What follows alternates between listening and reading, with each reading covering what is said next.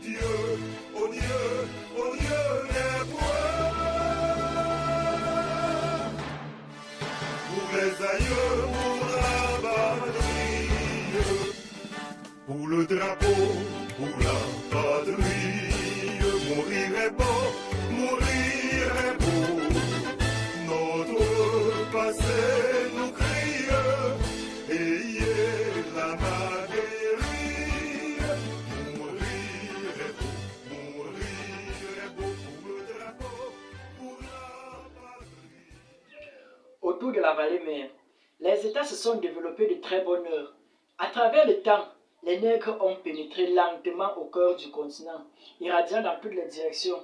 Ces nègres fondèrent des États qui se développèrent et entretinrent des relations avec la vallée mère jusqu'à l'étouffement de celle-ci par l'étranger. Du sud au nord, nous avons la Nubie et l'Égypte. Du nord au sud, ce sont la Nubie, le Zimbabwe. De l'est à l'ouest, la Nubie, le Ghana, Ilé, Ifé. De l'est à l'ouest, la Nubie, le Tchad, le Congo. Et de l'ouest à l'est, la Nubie, l'Éthiopie.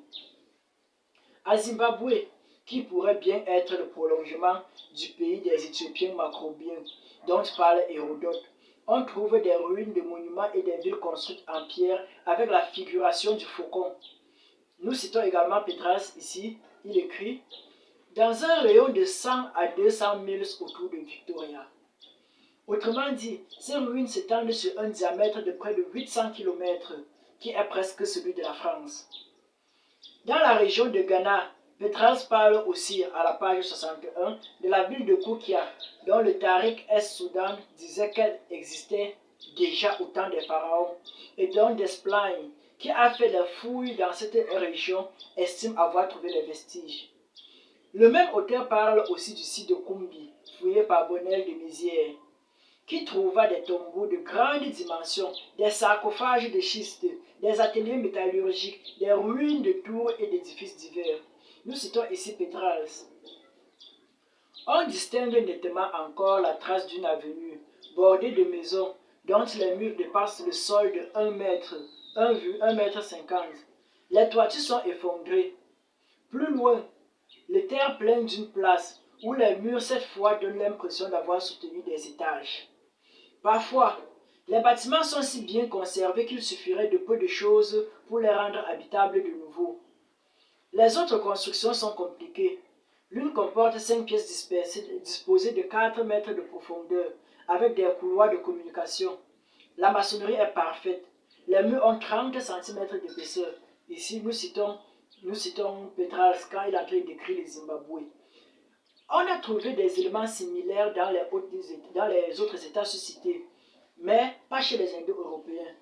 Ce qui confirme une fois de plus les témoignages des anciens et des Égyptiens selon lesquels l'origine de la civilisation se trouve en Nubie et a descendu le cours du Nil vers la mer. Ce fait est vrai quand on sait que les éléments fondamentaux de la civilisation égyptienne se retrouvent au cœur de l'Afrique. Un phénomène naturel, tel que la crue du Nil, a eu pour conséquence le développement de l'organisation sociale, en provoquant des travaux collectifs comme la construction des digues, des canaux d'irrigation. La géométrie, l'arithmétique, c'est-à-dire les mathématiques, étaient aussi les conséquences de la crue du fleuve. Il fallait départager les cohabitants en délimitant, après chaque crue, la propriété de chacun. Il fallait retrouver en quelque sorte les bornes de celle-ci. Ainsi naquit la géométrie, c'est-à-dire à l'origine la mesure de la terre.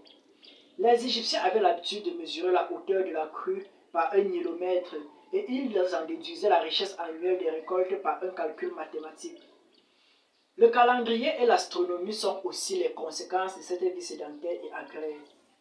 L'adaptation au milieu physique engendra certaines mesures d'hygiène, la momification pour éviter les épidémies de la peste du delta, les jeûnes, les régimes alimentaires et la médecine naquit peu à peu. Le développement de la vie sociale et des échanges exigea la naissance et l'usage de l'agriculture. La vie sédentaire engendra la propriété privée et toute une morale résumée dans les questions posées aux morts au tribunal d'Osiris. Qui est à l'opposé de la morale guerrière et des rapines des nomades eurasiatiques? La houppe paléonégritique se transforme en charrue par simple prolongement de la Manche. Quand les nègres du Nil par suite du surpeuplement de la vallée et des Quand les nègres du Nil, par suite du surpeuplement de la vallée et des bouleversements sociaux, pénètrent de plus en plus profondément à l'intérieur du continent, ils rencontrent des conditions physiques et géographiques différentes. Telle science, naguère indispensable sur les bords du Nil, n'est plus d'essence vitale à la boucle du Niger, sur les rives du lac Tchad, sur les côtes de l'Atlantique, sur les rives du Congo et du Zambèze. On comprend ainsi que certains éléments de la civilisation nègre de la vallée du Nil aient disparu à l'intérieur du continent, tandis que d'autres soient demeurés jusqu'à nos jours. L'absence du papyrus dans certaines régions citées a contribué à la raréfaction de l'écriture au cœur du continent, sans que celle-ci n'ait jamais été absente de l'Afrique noire comme on l'affirme solennellement.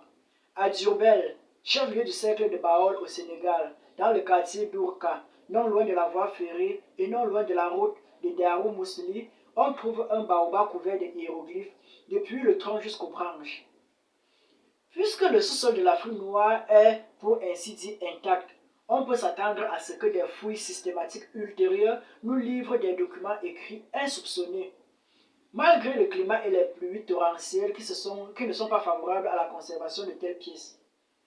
Notons qu'il existe une écriture hiéroglyphique authentique au Cameroun, celle dite de Njoya, dont il serait intéressant de chercher si elle n'est pas plus ancienne qu'on le dit.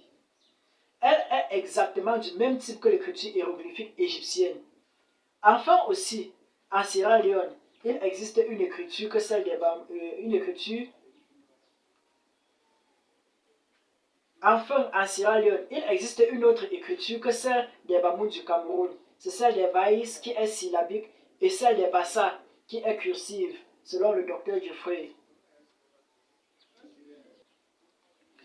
Nous voyons ici qu'il n'y a jamais eu de rupture avec les civilisations africaines. Ils se sont poursuivis.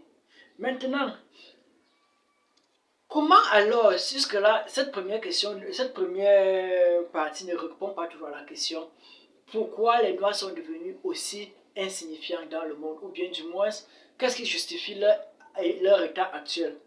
Nous allons répondre par un autre point. Les Européens rencontrent de puissantes civilisations africaines et les détruisent.